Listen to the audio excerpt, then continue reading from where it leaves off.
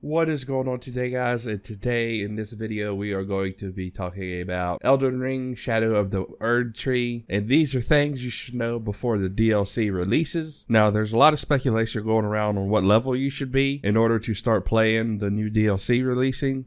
Now the previewers that got to play 3 hours early of the DLC, they started off at level 150, but this also could mean that the developers and all that just slightly boosted them above what level requirement it should be, just so they could see how everything plays out and all of that stuff. This is not set in stone if this is the level that you should be when you start. Now, I have seen a lot of people asking, do you have to beat the game in order to be able to play the DLC? And the answer to that is no. But with me saying that, there are two bosses that you have to kill in order to be able to play the DLC, and you have to kill Mog and you have to kill Radahn in order to be able to play the new DLC releasing. Now, I see a lot of people wondering on how you enter the new DLC when it releases. A lot of people are saying it's through after killing Mog, the cocoon that is there with the arm hanging out. People are saying this is how you enter the DLC.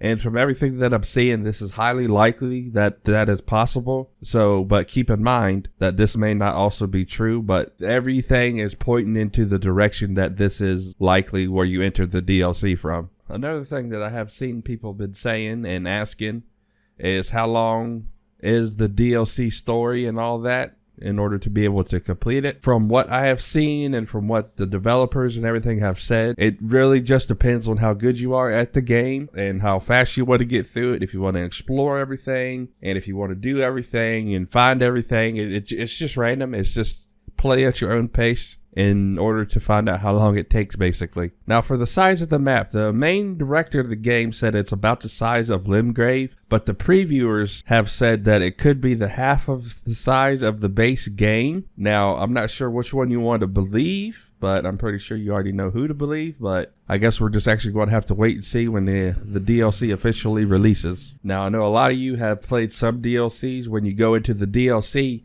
you are locked into that DLC. You cannot fast travel your way out back to the main game or anything like that. But with this DLC, you will be able to. You are not locked in the DLC. You will be able to fast travel back and forth as you see fit. There's nothing holding you back from entering and re-entering at all. All you have to do is visit a site of grace and you will be able to fast travel between the DLC and back to the base game. Now, from what I've seen and from what I have read and what people are saying, there is a new leveling system. I don't really know much about this yet, but from what the devs and all that have said, they said don't expect to steamroll everything if you are super high level entering the new DLC. And I'm sure many of you guys are wondering how many new bosses are in the DLC. From what I have found and from what people have been saying that have played the game, that they said there could be more than 10 new bosses in the new DLC. So this is going to be pretty fun fighting all the new bosses.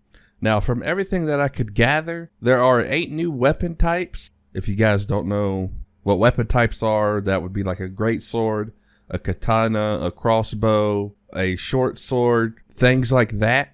But there are 8 new different weapon types that are going to be added to the DLC, along with new powers, new stats, new spells, new combat skills, all of that good stuff. There are supposedly also over 100 new weapons that is also going to be added. So this is going to be pretty interesting.